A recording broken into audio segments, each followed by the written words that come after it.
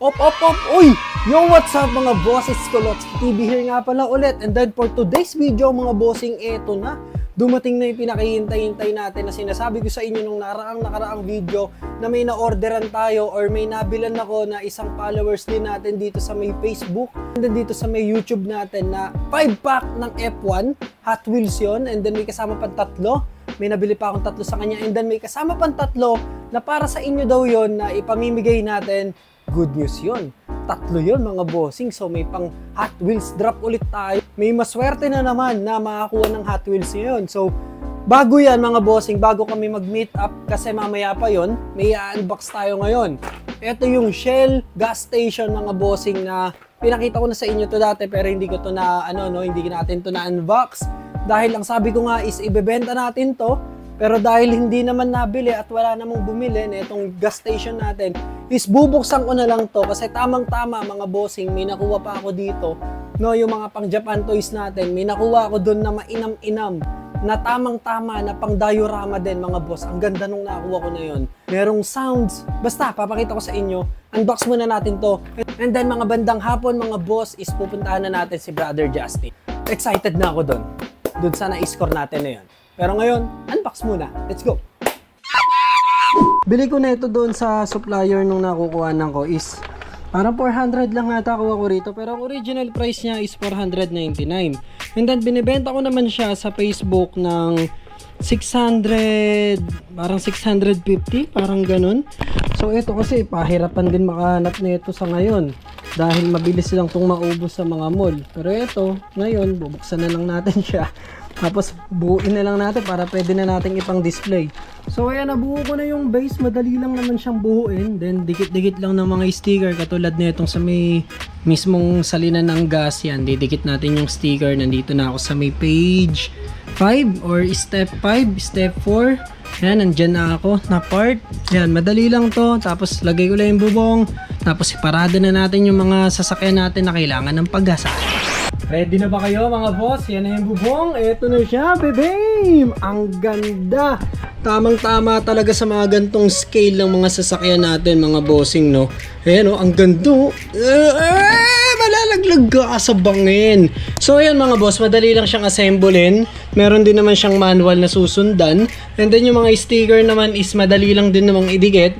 Kahit tong maliliit na part na yan, madali lang siyang idikit kasi meron siyang guide. Pagkadikit nyo, may aalisin pa kayo na tutuklapin kayo na transparent na plastic din. Ibig sabihin na dikit nyo ng maayos yun. So hindi nyo siya ilalagay na mano-mano na pa isa-isa na mahirap idikit. Ako pa naman, mahina na rin pasensya ko sa pagdidikit ng mga sticker na yan. Nagkamali nga lang ako ng dikit dito kasi dahil yung isang sticker is para sa rechargeable ng sasakyan na yan, no? Yung Shell Recharge na dikit ko rito sa kabila. So dapat yung mga pang charging na yung mga kotse na di-charge lang na parang e-bike is dapat ito yung sticker niya nandun sa kabila. Ito yung galing dun sa mga Japan auction natin mga bossing. May nakita ako na ganito. Yan, ito convenience store na 7-Eleven, pang diorama rin. Pag pinindot mo to, o-open yung pintuan yan. Meron din tayo ditong yan, parang select. Kung sa atin may select sa mga gasolinahan, sa kanila may Ineos service room. So yan, nabubuksan din yung pintuan niya. So pag ganyan niya, kulang lang to sa linis mga bossing. May pintuan pa nga sa gilid yan. Katulad ng 7-Eleven, may pintuan sa gilid. Kaso nawawala na yung pinaka-pintuan. Meron din yung gasolinahan. Ayan, ganito. May pinaka-platform yan na dito sa swak yan. Pag nilagay natin, yan, ito yung pinaka-platform niya. Wala nga lang yung mga iba pang accessories katulad nung nandito sa 7-Eleven. Ayan, nahuhugot kasi yan. Naalis yan yung mga halaman na yan. So dito, wala. Hahanapan ko pa yan mga bossing. Meron pa ako nito. Yan, ito naman, battery operated.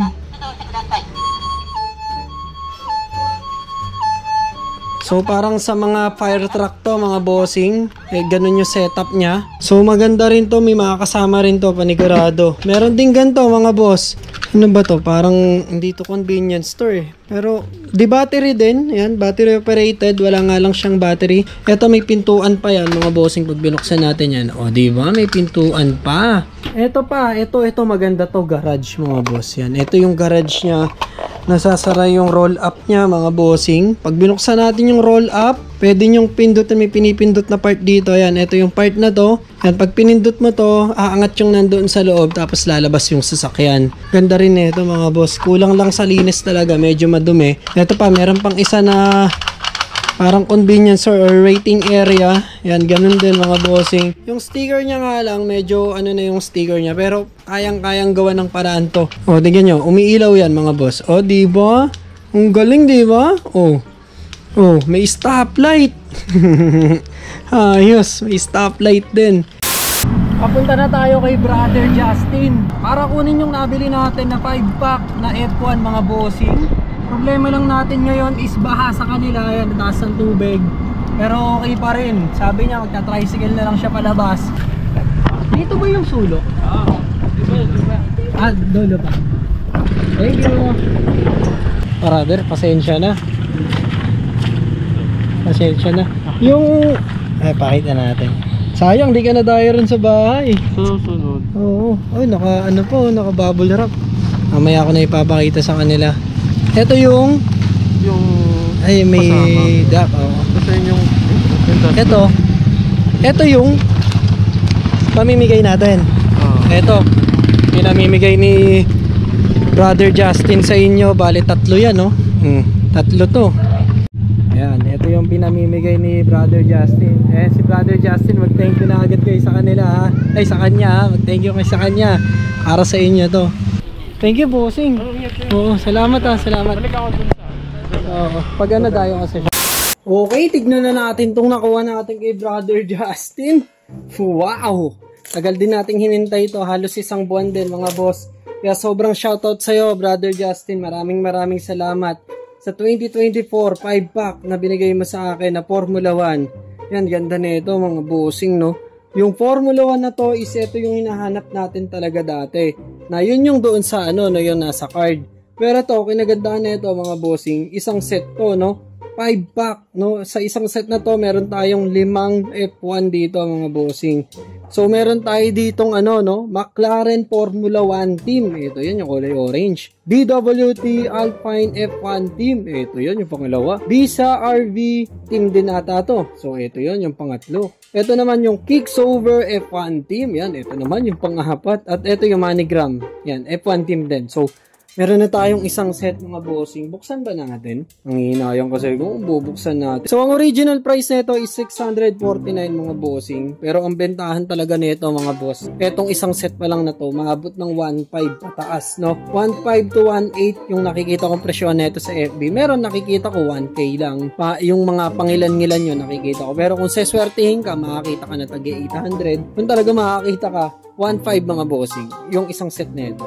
Talagang hindi ka na makakita sa mall nito basta-basta. Pero na lang kung ma-tsempohan mo talagang nag-restock. Kung pang matagalan sa mall, hindi nagtatagal sa mall to mga boss. Nawawala agad. Ito yung 3 na ipapamigay natin sa inyo. Pinabibigay ni Brother Justin. Meron tayong Bugzilla, 1999 Ford F-150 SBT Lightning, and then itong Speed Dozer mga bossing. Para sa inyo tong 3 na to. At ito na mga boss. Ito na yon. Meron ulit tayong Formula 1 na William Racing mga bossing. Pangalawa na natin to. Ayun yung una. Yan, ito yung una. Ayun o, nakikita nyo. Ayun yung una. And then, meron tayo ditong Honda Civic Type R. Nagkaroon na ako nito pero binenta ko. Magkano ko lang binenta yung parang 250 ata. Pero itong William Racing, dahil dalawa na yung William Racing natin, isi-out ko yung nakasabit ko doon. Ipapalit ko tong nakuha ko na to. Kasi yung J-hook niya is napansin ko, okay pa yung J-hook niya, maganda pa rin yung condition ng pinaka-card. Papalit ko kasi yung J-hook nung isa na yon. Yan yung J-hook niyan is may damage yung J-hook niya, may lukot ng konti. So tamang-tama yan. Maraming salamat sa iyo, Bro Justin. At eto, meron tayo ditong duck and roll. Etong duck and roll, kung napanood nyo yung TikTok ko, doon nakita nyo na yan. Yung duck and roll is ano yan mga boss. So etong duck and roll is glowing the dark mga bossing. Yan o, nakikita nyo, nagbabago kulay nyan. Mamaya, pakita ko sa inyo. Basta, glowing the dark yan mga boss. Maliwanag pa kasi. At eto, meron ulit tayong Optimum Optimum Prime mga boss. Ang condition ng card niya, yan okay pa naman yung condition ng card niya. Medyo may tama lang yung part na to pero okay pa rin to para sa akin. Dahil binenta ko yung isa kong Optimum Prime. Ito itatabi ko na to. Pag nakakuha ulit ako ng panibago na isa pa, ibebenta ko to tapos yun yung na itatabi ko. Pero sa ngayon, ito yung itatabi ko dahil Optimum Prime yan eh. Alam ko kasi may darating talaga ako na isa pang Optimum kaya binenta ko yung Optimum na yun. Pag nakakuha ulit tayo ng isang Optimum, ipo-for sale ko tong isang Optimum na to. Ganun lang naman yun. Ganun lang kasimple mga boss. So maraming salamat sa iyo, Brother Justin. Nang dahil sa iyo, nakaranas akong makahawak at magkaroon ng isang pack ng Formula 1. Ang hirap talaga maghanap nito kung tutusin. At nabalik sa atin yung naibenta ko na Optimum Prime. Nakabili ulit ako ng Optimum Prime. At may Honda pa, Honda Type R. And then William Racing ulit. So yun lang mga boss, maraming salamat sa inyo, no? Nang dahil sa inyo, dyan sa mga nakakausap ko, sa mga nakakadil ko, is nakakahawak tayo at nakakita tayo ng mga mahihirap hanapin sa iba. Ito pa isang good news mga boss. This coming Monday or Tuesday yata mga boss, is meron ulit tayo na isa pang kausap. Sa iba naman yun. Maraming salamat talaga sa inyo. Saludo ko sa inyo mga bossing. Salamat na sinishare nyo sa akin yung mga collection nyo. Yung abangan nyo yung pang Monday, darating yun. So, 4 din yun. Isang 5-pack ulit yun, mga bossing. Parang Lightyear ata. Tsaka yung isa yung van. Mahilig kasi ako sa van talaga. And then, merong Mario Kart. Yung Mario Kart, binigay niya na lang sa akin yun. So, abangan nyo na lang, mga boss. Bablog ko na lang ulit yun. Sa ngayon, meron tayong 5-pack. And then, etong mga ito, yung mga hawak ko. Pag-iisipan ko pa kung bibitawan ko rin to. Sa ngayon, tatabi ko muna sila dito. Let's go. Maraming salamat. Bye-bye.